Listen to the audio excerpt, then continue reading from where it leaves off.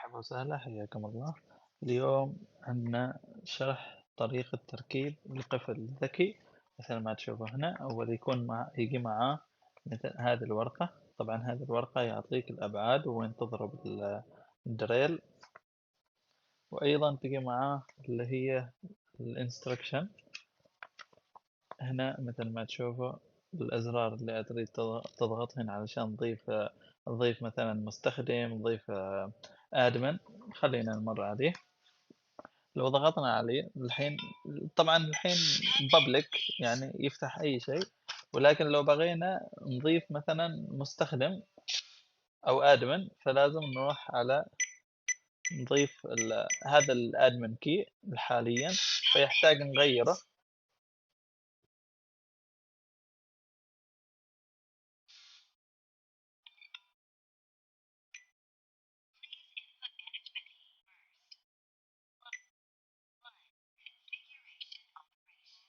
نضغط 1 علشان نضيف ادمن، من ثم واحد اضافة الادمن، واثنين تحذف اذا كنت ضايف ادمن سابقا.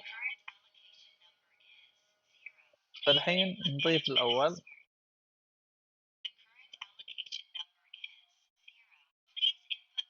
مثلا خلينا نقول 111 444.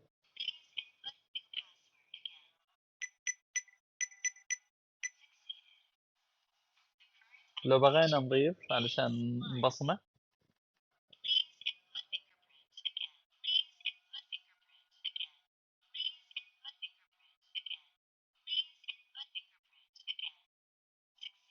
هذا اللي ضفناه ادمن. لو بغينا مثلا نضيف مستخدم عادي، خلينا نرجع للبداية. لو بغينا نضيف مستخدم عادي نروح على هذه من ثم مربع، نسوي الحين ادمن باسورد اللي هو اما الباسورد 111444 او البصمة مال الادمن. اليوزر سيتنج نروح واحد، نضيف مستخدم. اوكي، فنسوي مثلا بصمة.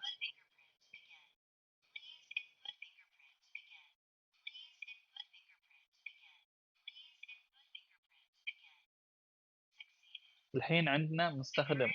لو بغينا نضيف مستخدم ثاني نسوي رقم سر again مرة ثانية أو بصمته.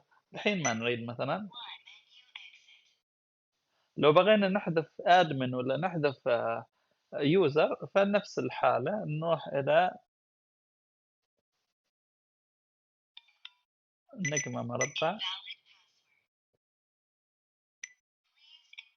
نسوي الادمن كي. لو سوينا مع اليوزر ما يدخل، لكن لو سوينا مع الادمن فيدخل.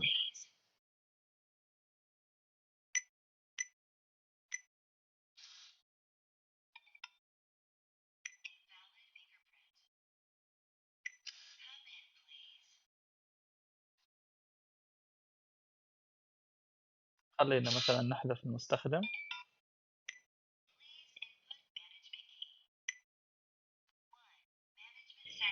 نروح إلى اليوزر سيتنج، من ثم اثنين ديليت يعني الحذف. مثلا نحذفهم كلهم، تسوي empty all، تضغط على اثنين، ويوزر إذا كنت حافظ اليوزر ماله فتسوي اثنين اليوزر. من ثم مثلا نسوي لهم ديليت كامل empty all، حذفهم كلهم. الحين لو رحنا رجعنا ضغطنا على نشوف انه ما موجودة البصمة فبنحذف.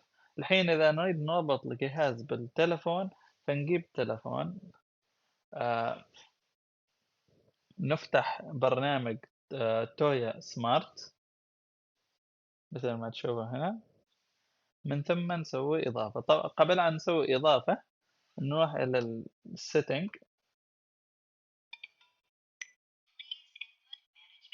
خلينا نقول 111444 أو بصمة الأدمن، طبعا مربع.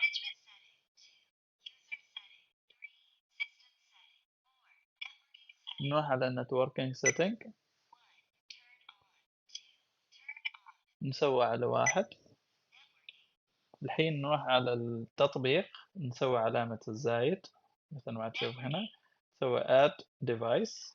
هو يبحث عن جهاز، طبعا لازم نشغل البلوتوث، لازم نشغل بلوتوث. من ثم يظهر لنا الجهاز مثل ما تشوفوا هنا. تسوي هذه، نحتاج نسوي الباسورد. طبعا الشبكة لازم تكون مربوطة على 2.4G ما ال 5G. نسوي next وننتظر شوية.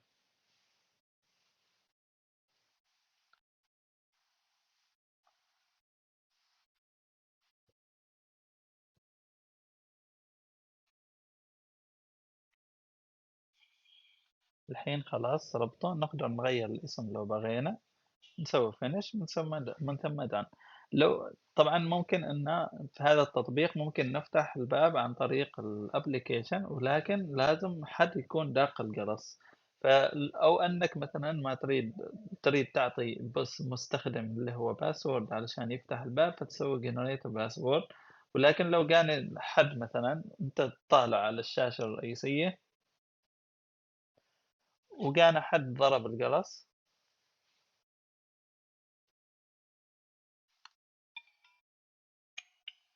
ضرب الجرس، يجينا هنا نوتيفيكيشن ان احد ضرب الجرس، فتقدر تفتح له الباب. شوف هنا جانا، نفتح على الابليكيشن، من ثم يجينا كليك، سوي كونفيرم، والحين فتح الباب. تقدر تسكره، ترفعه لفوق يتسكر كامل.